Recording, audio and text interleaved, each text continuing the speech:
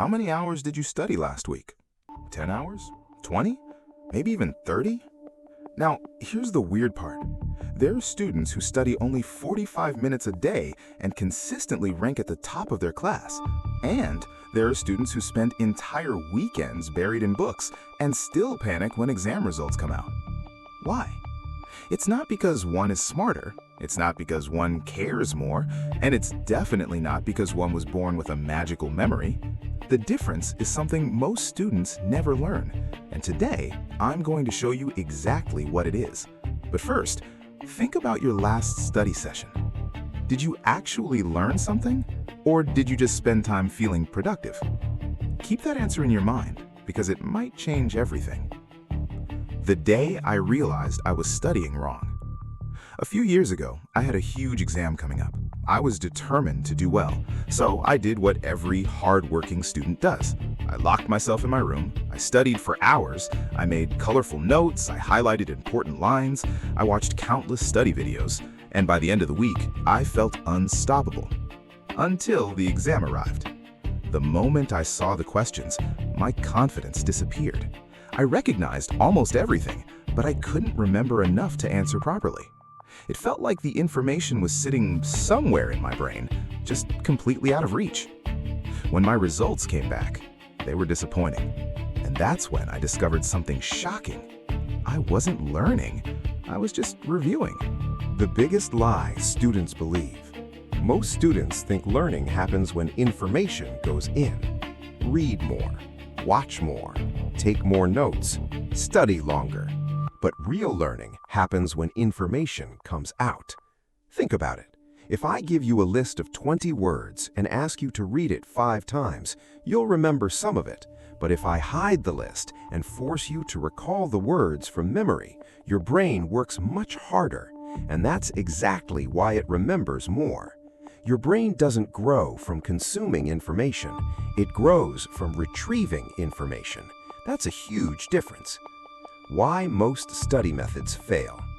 Let's be honest, some study habits only feel productive.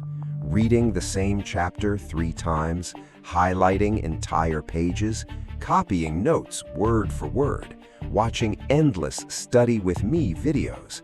These activities make us feel busy, but feeling busy isn't the same as learning. It's like watching fitness videos all day and expecting muscles to appear.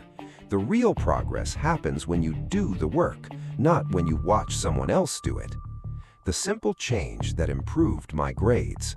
After that disappointing exam, I changed one thing. Every time I finished studying a topic, I closed my book. Then I asked myself, what can I remember right now?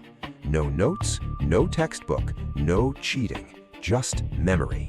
At first, it was embarrassing. I realized I remembered far less than I thought.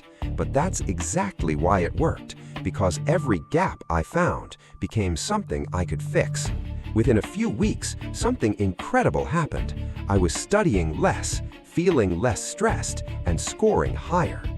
The 5-step study system. If you want better grades without spending your entire life studying, try this. Step 1. Study in focused sessions.